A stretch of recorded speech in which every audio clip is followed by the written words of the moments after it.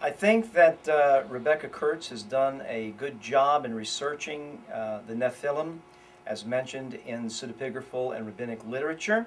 It's a very intriguing story. Whether or not I buy into it really is not germane to that, because she was consistent. She made a premise of what the Nephilim were and how they survived and what they did and what they didn't do. She carried it consistently throughout the book. I think with what she aimed to do, she succeeded in her goal. It was very interesting to me that many cultures, many gods and goddesses of different cultures and different time frames were blended together. It didn't bother me at all. I've never seen it done before like that. And I think that it was an interesting way to bring into focus that all these mythologies perhaps have a central connecting point that produced them, and some beginning, if you will. The Nephilim for Rebecca Kurtz is that beginning. There is a question regarding the Nephilim being vampires. We do see in pseudepigraphal works where the Nephilim are drinking blood.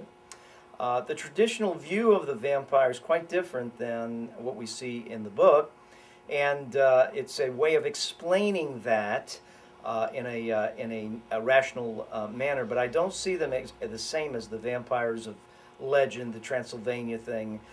It's quite a different thing, and perhaps what the book is trying to say is that these have been reinterpreted wrongly.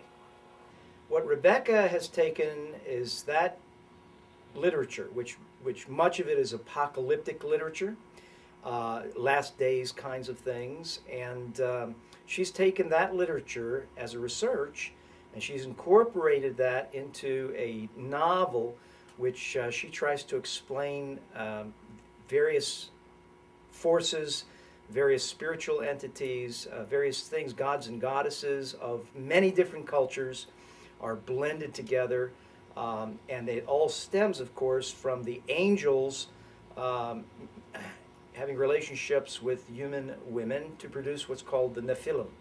Now, Nephilim is from the word nafal, to fall, the fallen ones. There's, of course, two theories about what the Nephilim could be. Rebecca has taken a traditional approach which says that they, in fact, were the offspring of angels. And she's also taken the rabbinic approach that some of these Nephilim may have, in fact, we know because Goliath was from these people, did somehow manage to live through the flood. How or why or what is not really explicitly known. The Nephilim really motivate history in many ways and move through the earth. The central figure, of course, wants to achieve some kind of redemption. The first book leaves you questioning how that's going to, in fact, happen. In the book, of course, the Nephilim in this first book are living very much in what we call the Tanakh, the Old Testament, the Old Covenant, and part of what goes on there, of course, is the near kinsman theme. And the question is, has Miss Kurtz correctly portrayed that? And my answer would be, if Nephilim can participate in that, then she has, in fact, portrayed it correctly.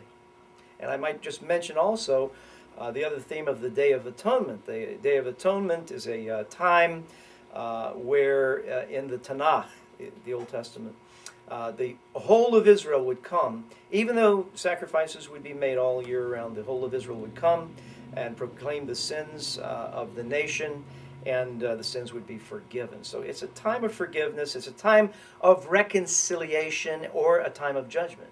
And it's called the Day of Judgment because for some it is a day of judgment. And it's called the Day of Atonement because for some it's a day of atonement. And you see both in the book. All right, so here's another theme that's very clear in the book, and that is the lead female has problems with God.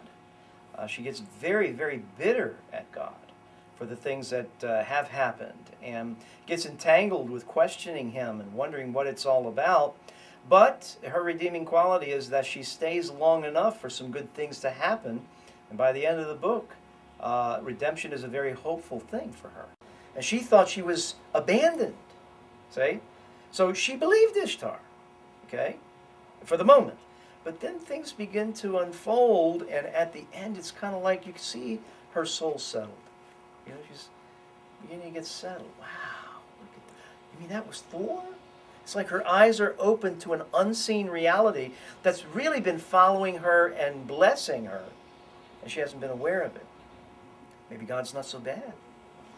Maybe he really loves me. Maybe there's hope for me.